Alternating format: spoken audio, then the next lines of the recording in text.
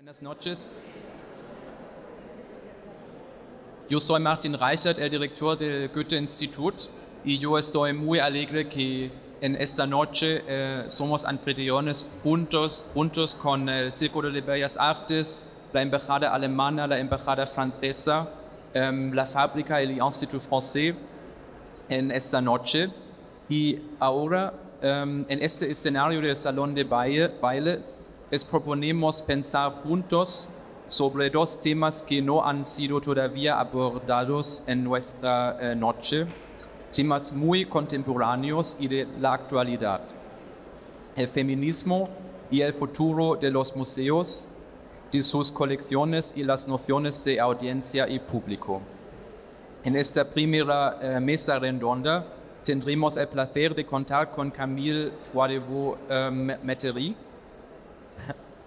que dialogará con la escritora y periodista especializada en tema de género, Pilar Gómez.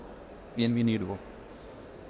Camille Froidevaux es una filósofa política francesa que centra su investigación en los usos y abusos del cuerpo femenino.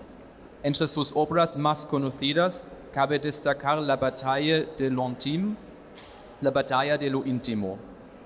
Ambos reflexionarán sobre las circunstancias políticas que han servido históricamente para definir el cuerpo de la mujer. Os dejo disfrutar. Gracias.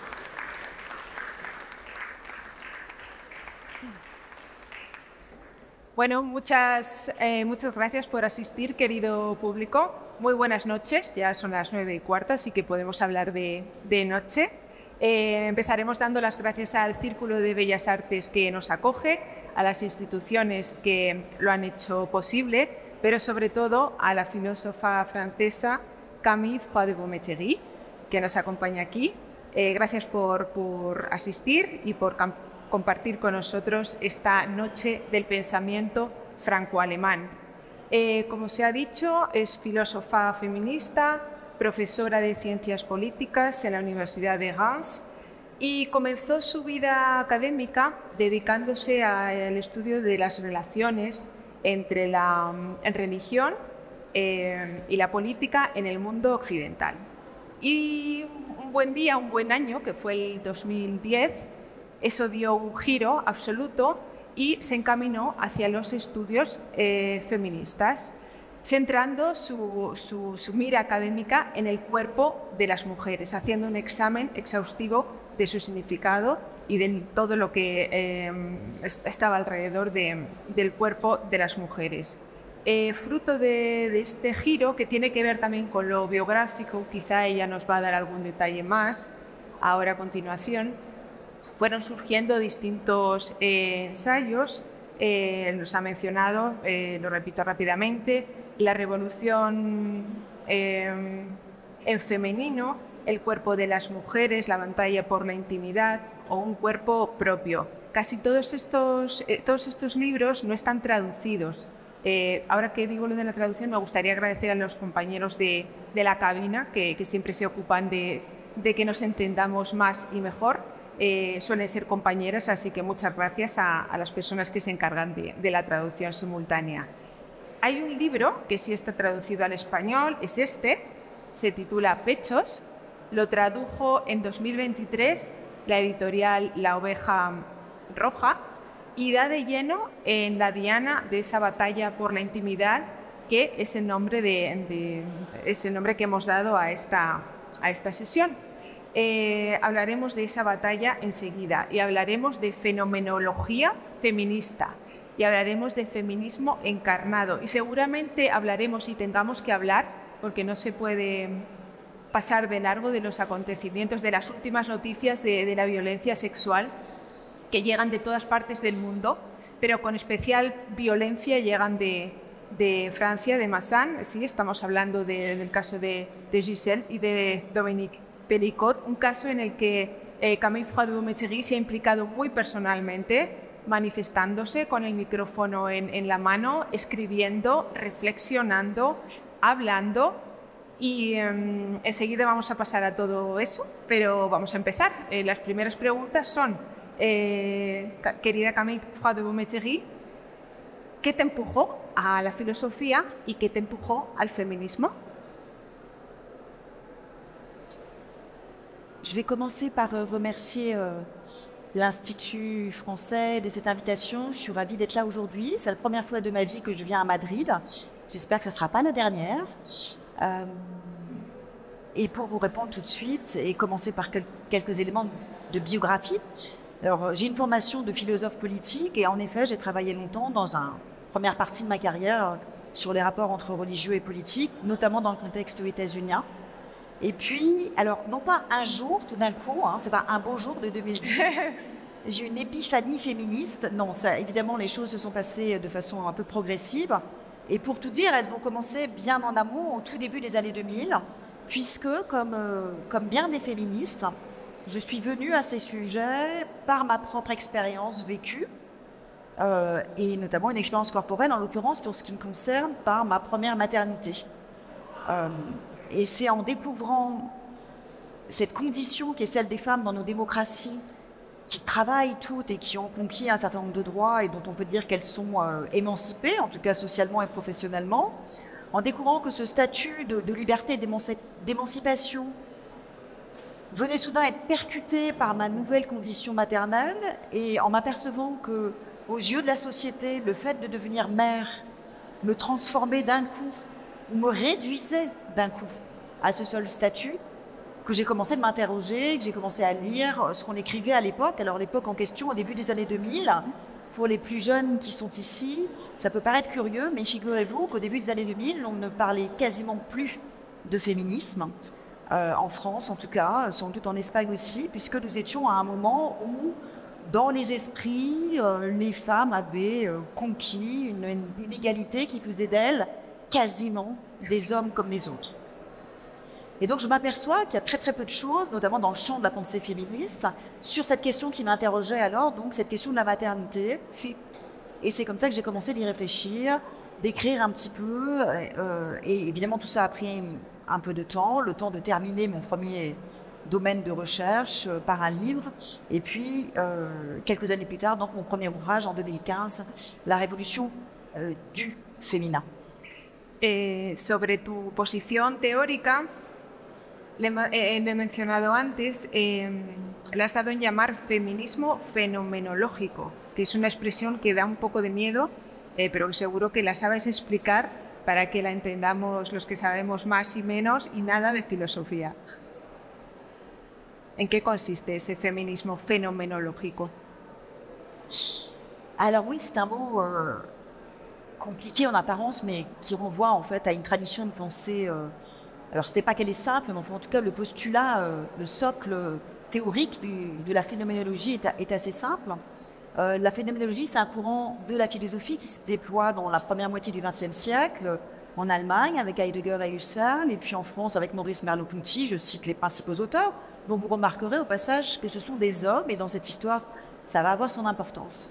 Et ce que font les phénoménologues, c'est de rompre avec une très ancienne tradition philosophique, qui est celle du dualisme du corps et de l'esprit.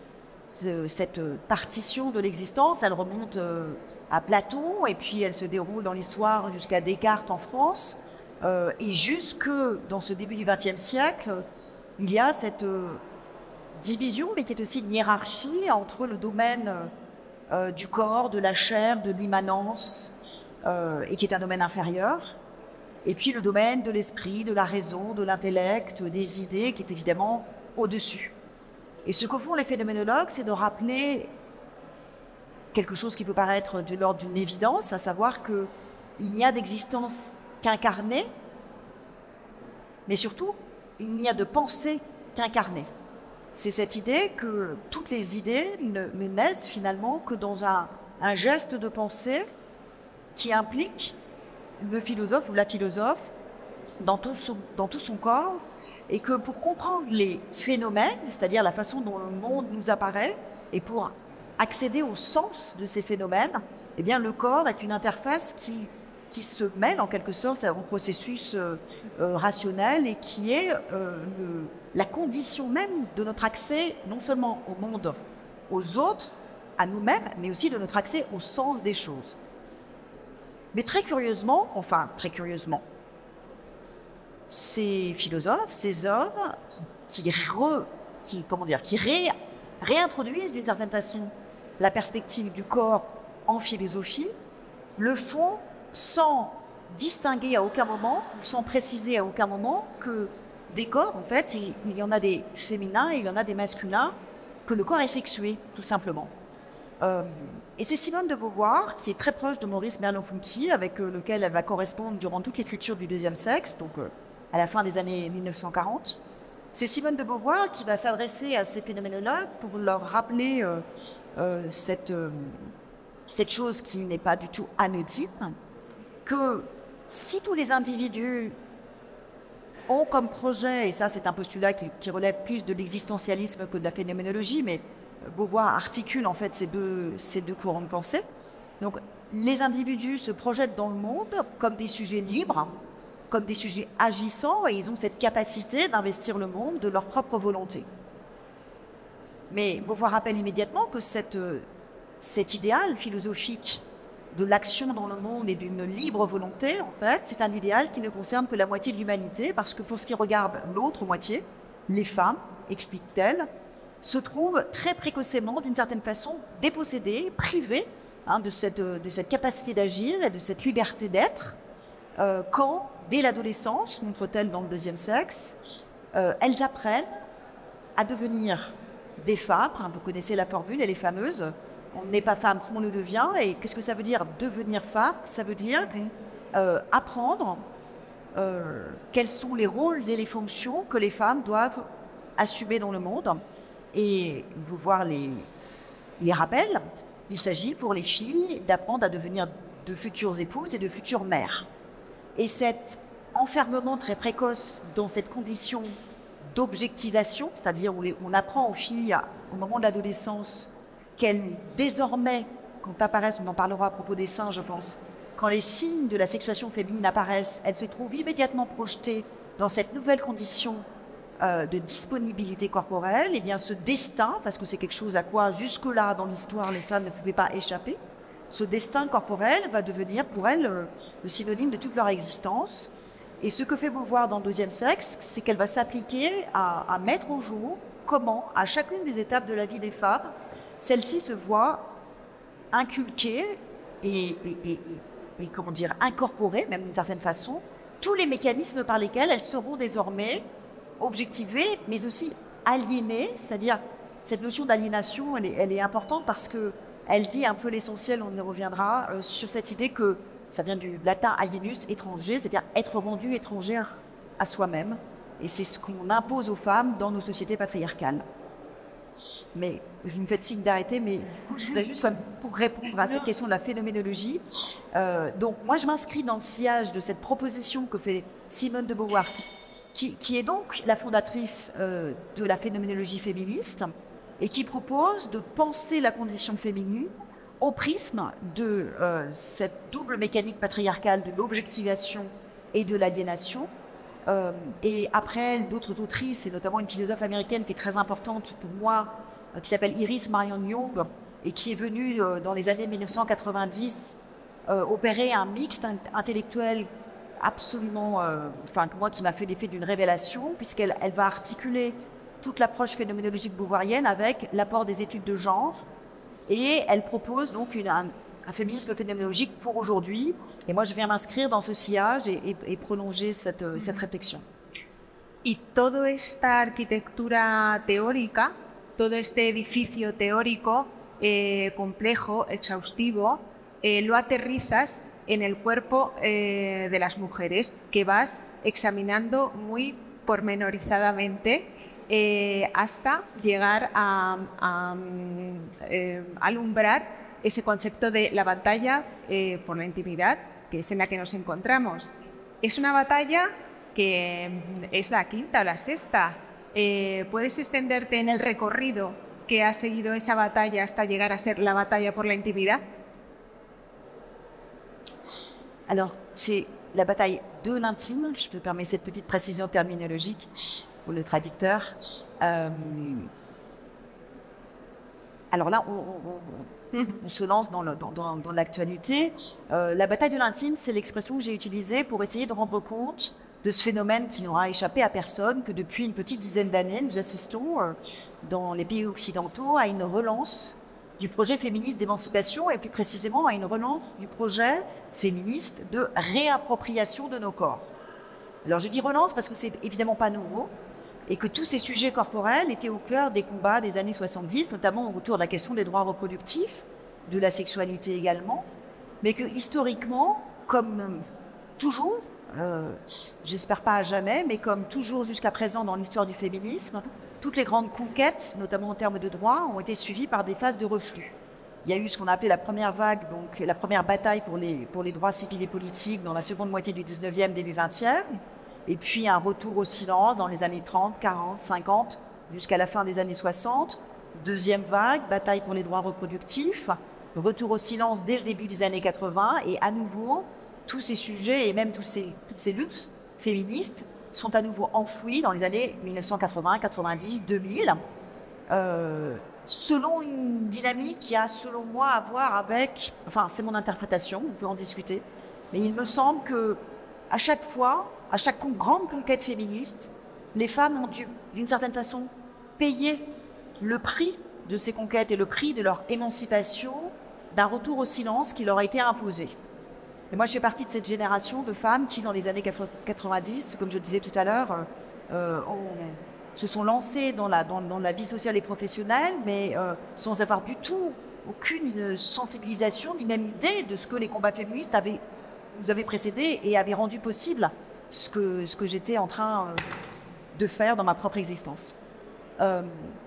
Et durant ces années-là, durant ces 4 décennies, 80, 90, 2000, demain, ce qui disparaît notamment, c'est cette question du corps. C'est-à-dire que investir le monde pour les femmes de ces années-là, essayer de vous souvenir de la façon dont vous l'avez fait vous-même, c'était le faire, mais en prétendant, parce que c'était ce qu'on attendait de nous, être des hommes comme les autres, et donc en faisant d'une certaine façon abstraction de toutes les dimensions incarnées de nos vies. Ça voulait dire faire quasiment semblant de ne plus avoir de corps, de ne plus avoir de règles, de ne plus avoir d'enfants, de ne plus avoir de maladies sexuelles féminines, etc. Et de continuer à s'affirmer socialement, mais sur ce mode finalement très désincarné. Et ce qui se passe à partir du début des années 2010, qui est le moment où les choses commencent de se cristalliser, et donc je signale tout de suite que MeToo, c'est un moment dans cette dynamique, mais qui est finalement un moment parmi les autres. À partir du début des années 2010, d'abord en Amérique du Nord et puis en Europe, on a vu une nouvelle génération de féministes, il y en a très certainement ici dans cette salle, qui ont commencé de revenir à ces thématiques corporelles à partir d'une question fondatrice qui était la question des règles, avec des combats autour de la précarité menstruelle, de la diversification des modes de protection menstruelle, etc. Et à partir de cette question originelle des règles, et qui n'est pas anodine, parce que les premières règles, c'est le moment fondateur de l'entrée de la fille dans son corps sexué, qui est aussi l'entrée de la fille dans sa condition de disponibilité corporelle. Et bien, à partir de ce sujet des règles, on a vu apparaître toute une série de mobilisations et de réflexions sur les organes génitaux. Alors, sur le versant positif du plaisir et la sexualité, on a recommencé de parler de la question du plaisir des femmes qui a été enfouie pendant toutes ces décennies. Et puis la question aussi de la sexualité sur son versant négatif, celui des violences sexuelles, avec ce moment paroxystique qui est le mouvement MeToo.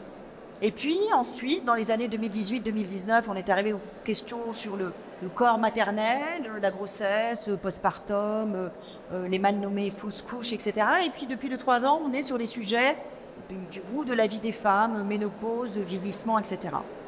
Et pendant cette période, qui est assez jeune, donc cette dizaine d'années, il se trouve, et c'est pas un hasard du tout, parce que en historienne des idées, je sais que les idées ne flottent pas dans un espèce de ciel idéal, mais qu'elles sont très enracinées dans l'histoire, et qu'elles ne deviennent pensables que lorsque, historiquement, des processus s'activent, en quelque sorte. Et en fait, ce dont je me suis rendu compte, c'est que toutes ces mobilisations, parfois qui étaient vraiment des micro-mobilisations sur des petits sujets corporels, elles étaient concomitantes de cette réflexion que je commençais de développer avec d'autres chercheuses et théoriciennes féministes sur l'enjeu de remettre le corps au centre à la fois de nos combats mais aussi de la pensée. hablemos de pechos. Hablemos de las investigaciones sociológicas que te llevaron a contactar con más de 40 mujeres, fotografiar, preguntar, grabar, investigar, pero antes de entrar en la teoría y en el libro, no quiero dejar escapar la anécdota o la historia que dio lugar a este libro porque me parece muy significativa. Voy a hacer un poco de spoiler. Entonces encontramos una madre con su hija de 12, 13 años, una madre, una tía, suelen serlo, una abuela incluso, que van a una tienda a comprar el primer sujetador. Es un momento también fundacional. Y entonces se acercan ellas dos ahí y como en las películas o en los chistes, van emocionadas, van conmovidas y la madre sale de allí con un cabreo enorme. Entonces te pregunto, ¿qué es lo que ha pasado ahí en este tiempo? ¿Qué es lo que se produce ahí? ¿Puedes explicar lo que hay en el medio de estas dos secuencias o imágenes? Oui, c'est l'histoire que j'ai vécue avec ma propre fille, ce jour que j'avais imaginé joyeux et intime de l'accompagner pour acheter son premier soutien-gorge. Et donc on arrive dans un magasin spécialisé et la vendeuse brandit un mini soutien-gorge coquet, c'est-à-dire rembourré de mousse. Et donc elle me montre ça et je dis non, c'est pas ça que je veux vous savez, les premiers soutiens-gorge, un petit soutien-gorge, triangle en coton. Je dis mais voilà, c'est notre modèle, premier soutien-gorge. Je dis mais vous n'avez que ça? Elle me dit oui. Elle me dit mais est-ce que vous vous rendez compte que vous êtes en train de dire de façon absolument flagrante à ma fille que ses seins à peine naissants ne sont déjà pas assez gros, pas assez ronds, pas assez hauts, du fait de ces coques en mousse. Alors elle se défendait, mais on peut les enlever, hein, vous voyez un petit trou, on peut enlever la mousse. Je dis, mais, et en fait, ce qui devait être un moment, simplement un joli moment entre une mère et sa fille, ça s'est transformé pour ma fille spécifiquement en espèce de baptême du feu féministe, parce que je me suis mise un petit peu en colère dans le magasin et j'ai dit que c'est pas possible qu'on impose ainsi ce formatage des seins. Et c'est le point de départ du livre, avec cette interrogation que les seins que l'on voit, les seuls seins qui sont représentés sur les murs de nos villes pour des publicités de soutien-gorge, dans les films, vous savez, ces films américains où très très bizarrement, toutes les actrices américaines font l'amour en gardant toujours leur soutien-gorge, ce qui est quand même une bizarrerie assez qui pose question. Bref, ces seins que l'on voit correspondent tous au modèle idéal qui est la demi-pomme, c'est-à-dire une demi-sphère bien ronde, bien ferme et bien haute, alors que les seins des femmes, je veux dire les vrais seins des femmes, relèvent d'une diversité, d'une pluralité qui est bien au-delà de cette demi-pomme. Ils ont des formes de tous les fruits que vous voulez, des poires, des melons, des citrons, des grains de raisin même. Bon. Et que par ailleurs, y compris à l'échelle d'une femme, ces seins changent aussi. Et ça, c'était un des enseignements les plus puissants pour moi de cette enquête. Alors, je ne parle pas d'enquête sociologique, je fais une enquête phénoménologique, parce que je pratique une méthode, une forme de parole circulaire. Enfin bon, je ne m'étends pas là-dessus, ce n'est pas le plus important. Mais les seins des femmes ne sont jamais les mêmes. Ils ne sont jamais les mêmes entre différentes femmes, mais ils ne sont jamais les mêmes à l'échelle de la vie d'une femme. Même d'une seule journée, il suffit qu'il fasse chaud pour que la forme des seins change, sans parler des aléas de l'existence, des grossesses ou des maladies. Et cette dimension de la variabilité du corps féminin me paraît un enseignement très précieux relatif à la façon dont on devrait penser la condition corporelle en général, c'est-à-dire pas seulement la condition corporelle des femmes. Au moment de la crise de la pandémie, je me suis dit que cette expérience atroce que nous vivions allait peut-être, et ça aurait été un élément positif, nous permettre de repenser, de reconsidérer la façon dont nous réfléchissons le corps, et notamment au prisme de cette vulnérabilité, de cette variabilité, parce que la pandémie nous a révélé que tous les corps sont d'une certaine façon fragiles, tous les corps sont aussi changeants, etc. Bon, ça ne s'est pas passé, je ne sais pas pourquoi, il y a une forme de résistance très têtue à un modèle corporel dominant qui est un modèle calqué sur les valeurs masculines. Constance, croissance, puissance. Tous les corps sont pensés, et spécifiquement dans nos sociétés néolibérales, il y a une dimension politique aussi de ce point de vue-là, tous nos corps sont pensés comme des vecteurs malléables, transformables, qui doivent nous permettre de devenir la meilleure version de nous-mêmes.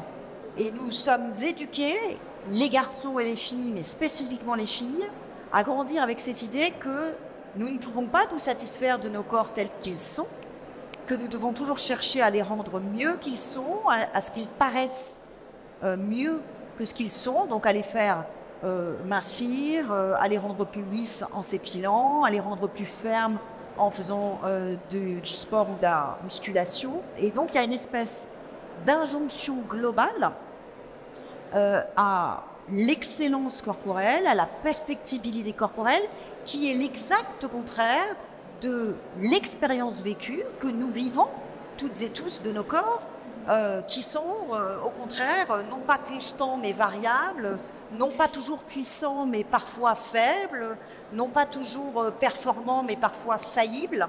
Donc il y a dans la possibilité de penser la corporalité féminine, ce qu'elle m'apprend notamment quand je fais cette enquête sur les seins, ou la plus récente enquête que j'ai menée sur le corps en sein, sur la grossesse, énormément d'enseignements et de propositions pour penser le corps dans nos sociétés en général. Subrayaba yo en tu libro unas expresiones que quiero leer aquí. Hablas del formateo de los pechos, y elegir esa palabra me parece de lo más preciso y gráfico también. Y se lee también ese libro, Nuestros pechos no nos pertenecen. Te hago una pregunta que tú a tu vez te haces en el libro, y es si la vergüenza y las constantes e inclementes comparaciones que se establecen con el cuerpo, que se establecen normalmente las chicas, son cuestión de género. La tortura cotidiana de la comparación es otra de las frases que a mí me ha gustado subrayar, y cómo salir de esa tortura y de esa constante comparación y frustración.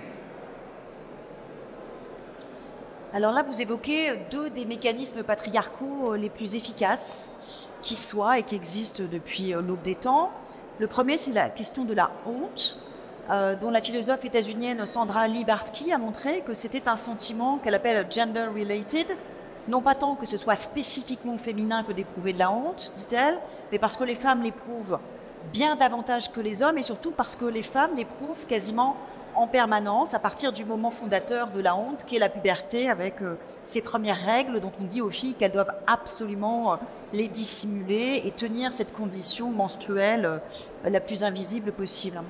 Et la honte, c'est ce sentiment permanent d'inadéquation, d'imperfection, qui fait que les filles et les femmes avancent dans la vie avec une sorte de petite voix intérieure, toujours prête à surgir pour leur rappeler qu'elles ne sont pas assez bien, ou qu'elles sont inadéquates, ou qu'elles sont imparfaites, dans à peu près toutes les circonstances de leur existence. Et cette notion de honte, on y reviendra peut-être quand on évoquera le procès des viols de Mazan, c'est quelque chose qui est consubstantiel de la façon dont les femmes sont au monde, et c'est quelque chose que les féministes ont décidé eh bien de déboulonner, parce que voilà, il est temps que, comme le veut l'expression, la honte change de camp. Et puis l'autre mécanisme patriarcal particulièrement efficace, alors pourquoi la honte est-elle efficace? Parce que, pardon, je termine,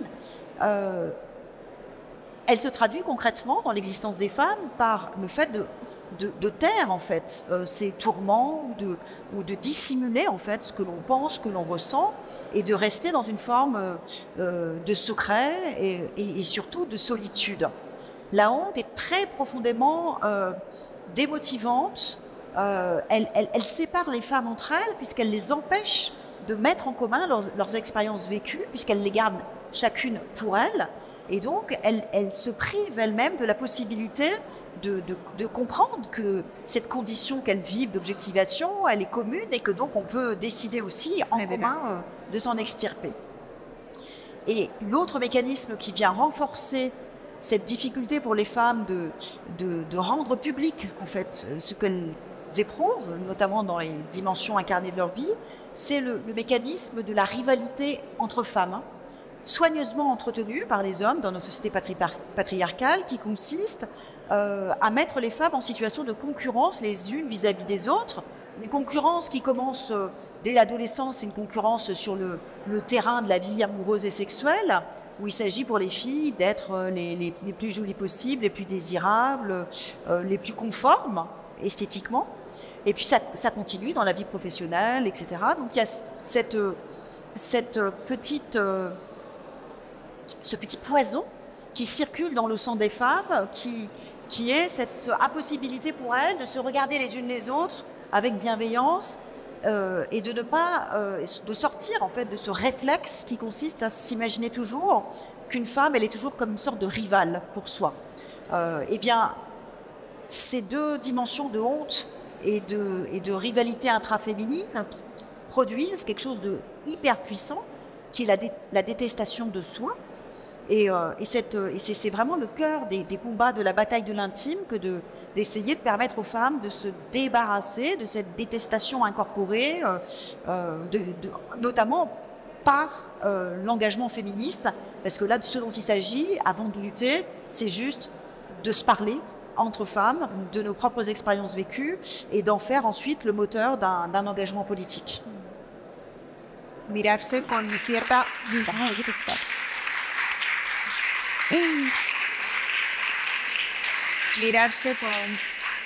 Mirarse con cierta indulgencia, decía, para poder mirar a las demás con esa misma indulgencia, lejos de la comparación y lejos de la frustración. Para todo esto, un manual práctico, el mini libro del que hemos hablado un poco antes, en realidad es una entrevista, preguntas, respuestas, y en teoría está hecho desde el otro polo ideológico o algo así, desde cierto espíritu combativo, este libro. Entonces, empieza diciendo, para asimilar una idea hay que haber estudiado las contrarias, ¿no? Y la frase que empieza este libro dice, ¿para qué luchar? ¿No habéis conseguido la igualdad? ¿No tienen las mujeres los mismos derechos que los hombres? ¿Qué más queréis? Bueno, se puede contestar en la teoría, se entiende bien, pero sobre todo se puede contestar en la práctica y casi se debe contestar en la práctica, ya que tenemos un caso que da una respuesta impresionante a esta pregunta. Como mujer que te has involucrado casi personalmente en las manifestaciones a favor, en defensa de la dignidad y del coraje de Gisèle Pelicot, te pido que contestes casi más con el ejemplo que con la teoría a esta pregunta.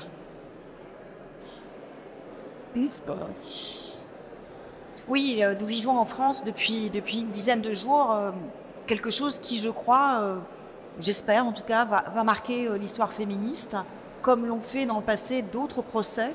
Je pense notamment à un procès de 1978 dans lequel Gisèle Halimi a défendu 2 femmes lesbiennes qui avaient été violées par des hommes et qui a abouti 2 ans plus tard à la modification de la définition du viol dans notre loi. Eh bien, le procès qui se déroule aujourd'hui a ceci de particulier qu'il intervient alors que nous avons connu en France depuis quelques années une succession d'explosions d'affaires, de révélations de violences sexuelles, mais qui concernaient essentiellement des hommes et des hommes un peu connus. Et la particularité de ces révélations, c'est qu'elles suscitent une grande émotion, une grande indignation qui dure quelques semaines, et puis comme des bulles, elles explosent et elles disparaissent. Et dans le champ féministe, ça fait des années qu'on se demande combien va-t-il falloir encore d'affaires, de révélations pour que les choses bougent et que les choses évoluent, notamment politiquement et juridiquement. Et quand on dit ça, d'ailleurs, on regarde beaucoup et on cite très souvent le cas de l'Espagne et de vos lois et de la façon dont elles ont été récemment modifiées comme un vrai modèle pour nous en France pour aller dans ce sens de la modification, notamment de la question autour du viol, mais aussi des violences conjugales. Il y a quelque chose que vous avez réussi ici, moi qui m'enthousiasme. J'ai vu aujourd'hui même que votre ministre de l'Égalité, Anna Redondo, avait fait un tweet pour évoquer justement ce procès des viols de Mazan et Gisèle Pelicot, pour s'indigner de ce qu'elle avait dû subir, des humiliations durant un interrogatoire dans le procès, et pour rappeler, elle a repris la phrase que Gisèle Pelicot elle-même avait employée, qu'il fallait que la honte change de camp. Moi, quand je vois qu'une ministre de l'Égalité tweet et commente ce procès en ces termes, je dis mais quand allons-nous avoir des ministres capables d'un tel engagement en France? À défaut, et en attendant qu'il se manifeste, malheureusement j'ai peur que ce ne soit pas pour demain, eh bien, nous essayons, nous, militantes et théoriciennes, de nous impliquer. Et si je l'ai fait à propos de ce procès, c'est parce qu'il me semble, comme je l'ai écrit dans une tribune, être presque comme le procès du patriarcat dans tous ses rouages. C'est-à-dire que tout y est. Gisèle Pelicot a vécu, on peut dire, un summum d'objectivation et d'aliénation par le fait qu'elle a été soumise chimiquement, puisqu'elle était endormie, et plus qu'endormie, dans un quasi-coma, sous l'effet de médicaments que lui donnait son mari en secret pendant 10 ans, et qui lui a permis à ce mari de faire venir une centaine d'hommes qui ont abusé d'elle, et dont 50 d'entre eux se trouvent aujourd'hui donc jugés lors de ce procès de Mazan qui se déroule en ce moment. Et donc on a 50 hommes qui sont journalistes, pompiers, cadres, conseillers municipaux, je sais plus, bref, ils ont entre 24 et 76 ans, c'est monsieur tout le monde, hein. Ce sont des pères, ce sont des maris, ce sont des frères, ce sont des fils. Et alors que depuis des années, on n'arrête pas d'essayer de résister à ces arguments qu'on nous renvoie sans cesse en disant, voilà, en fait, les agresseurs, ce sont des monstres, les agresseurs, ce sont des dégénérés, ce sont des pervers. Les hommes, en général, eux, sont respectueux des femmes et non violents. Et bien là, on a la preuve par le nombre, 50 hommes de toutes origines et de tous âges, qui sont vraiment des monsieur tout le monde, qui sont des bons pères de famille, comme le dit ma collègue Rose Lamy dans un livre qui porte ce titre, et qui font la démonstration éclatante de ce que les violences faites aux femmes concernent tous les hommes. Alors je m'aventure sur ce terrain miné. Ce que je veux dire par là, c'est non pas que tous les hommes sont des agresseurs, mais c'est que tous les hommes en tant qu'hommes, c'est-à-dire en tant qu'héritiers d'un système patriarcal qui a été édifié, pensé par les hommes, pour les hommes, et qui se perpétue dans nos sociétés démocratiques, parce que c'est un élément que je n'ai pas eu l'occasion de détailler et que j'évoque dans mon premier livre, qui est ce scandale inouï que toute la révolution politique de la modernité, dans sa dimension démocratique et donc égalitaire, s'est faite tout en perpétuant de façon totalement assumée, je pense à ce qu'en écrit Rousseau notamment, en reprenant le schéma patriarcal tel qu'il a été défini par Aristote et qu'il a traversé toute l'histoire, c'est-à-dire cette conception hiérarchisée du monde, une sphère privée féminine inférieure, une sphère publique masculine supérieure, qui renvoie donc à une logique de domination masculine, enracinée, c'est le socle même du patriarcat, c'est pour ça que je passe mon temps à le répéter, assigner les femmes à leurs fonctions corporelles, et notamment à leurs deux fonctions sexuelles et maternelles, c'est les enfermer à jamais dans cette condition de disponibilité corporelle qui est le socle du patriarcat. Et ce que nous faisons comme féministes, et notamment à l'occasion de ce type de procès, c'est pas juste un procès comme ça, c'est pour ça que je dis c'est le procès du patriarcat, c'est le procès de cette très longue histoire d'assignation des femmes à leur corps sexuel, et le mettre au jour, c'est essayer de l'ébranler, de le fissurer, ce socle, pour qu'ensuite tout le reste se transforme. Parce que le féminisme, c'est pas simplement des politiques, c'est pas politique d'égalité professionnelle par ici, une politique de lutte contre le sexisme par là. Le féminisme est politique tout court. C'est un projet politique de transformation de la société tout entière. Et quand on pense à ce que pourrait produire la fin de cette hiérarchisation sexuée Ça doit être un petit peu dur à traduire, je pense. La fin de cette hiérarchisation sexuée du monde, c'est notre société tout entière qui va s'en trouver transformée.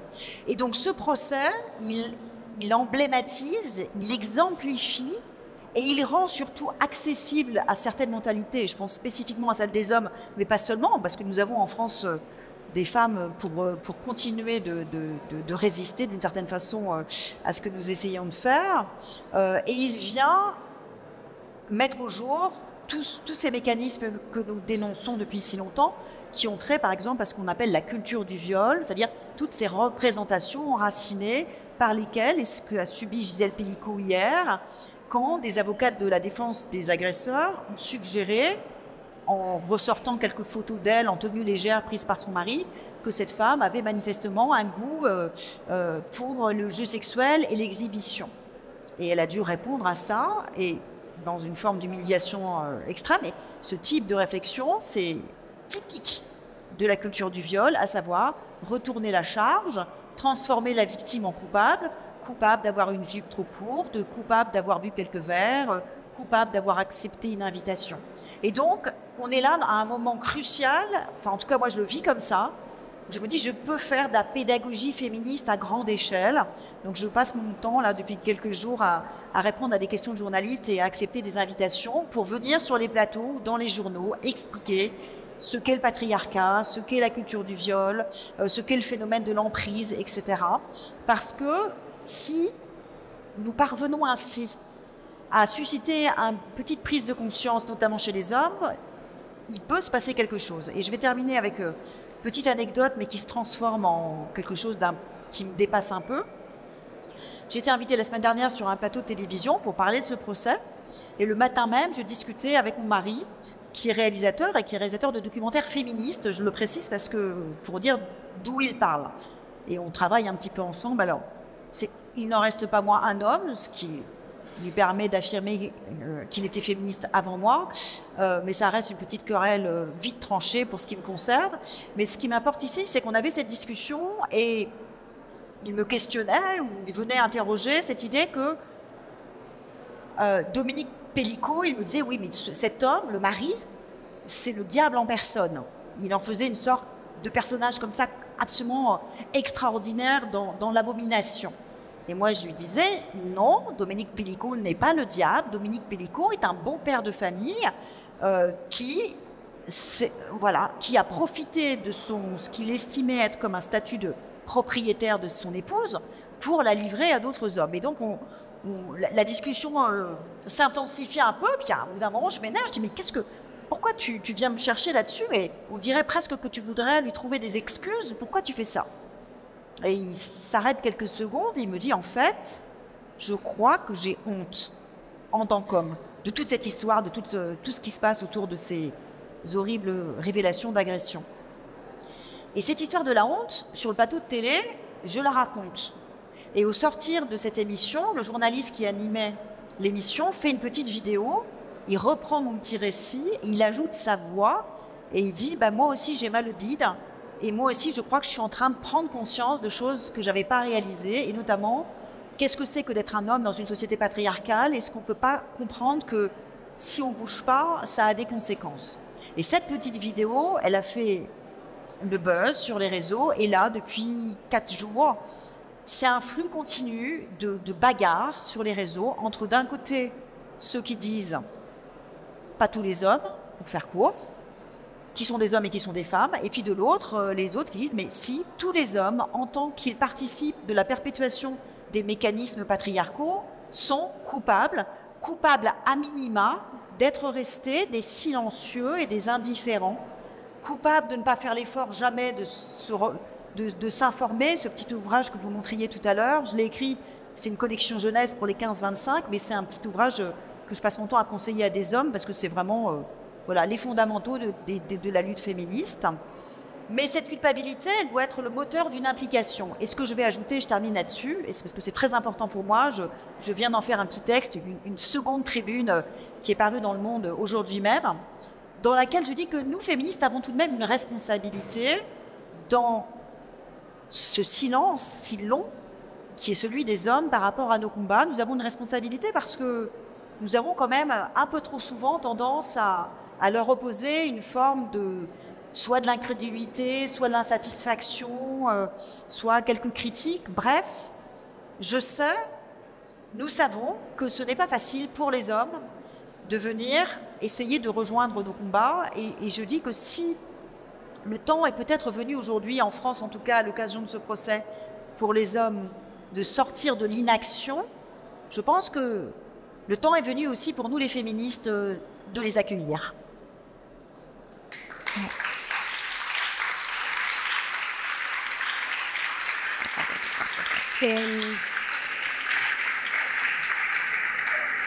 En la tribuna a la que nos hemos referido, ella usaba la expresión la banalidad de la violencia sexual. Creo que está muy bien escogida la palabra y me recuerda a un verso de Ingeborg Bachmann que dice: lo inaudito se ha hecho cotidiano.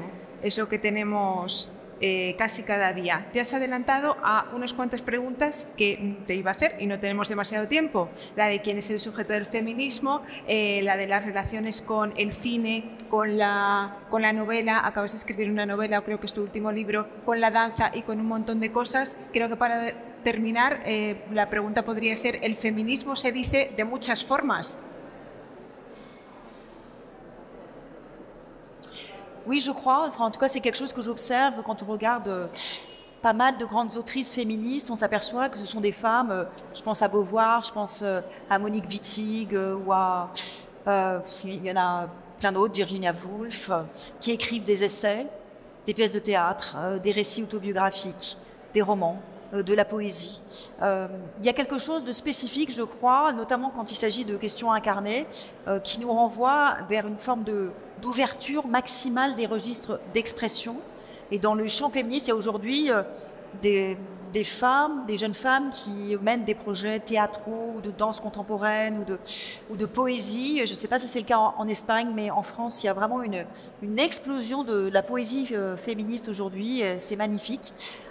Tout ça pour dire qu'en fait, si on a envie de faire quelque chose, si on a envie de contribuer d'une façon ou d'une autre à tout cela, c'est vraiment pas les registres d'expression qui manquent. Et donc, il suffit juste d'avoir l'élan pour se lancer et rejoindre cette grande dynamique, parce que l'enjeu, et je terminerai là-dessus, c'est que nous nous trouvons aujourd'hui, en France spécifiquement, pour des raisons politiques assez flagrantes, qui ont à voir avec l'ampleur électorale qu'a pris le parti d'extrême droite. Je sais qu'en Espagne, au sein du parti Vox, il y a un courant masculiniste très assumé et très fort. Et donc on sait que dans le champ politique, il y a vraiment des acteurs qui viennent essayer de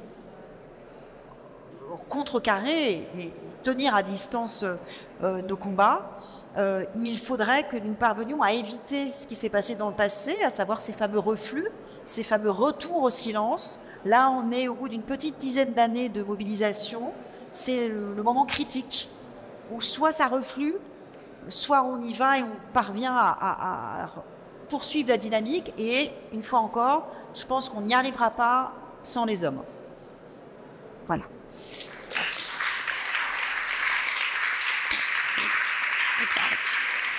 Con estas palabras de esperanza y de fuerza, creo que podemos dar por terminada esta sesión. Muchas gracias por tu presencia aquí, por la teoría, por la práctica, y que siga la noche y que sigan las ideas.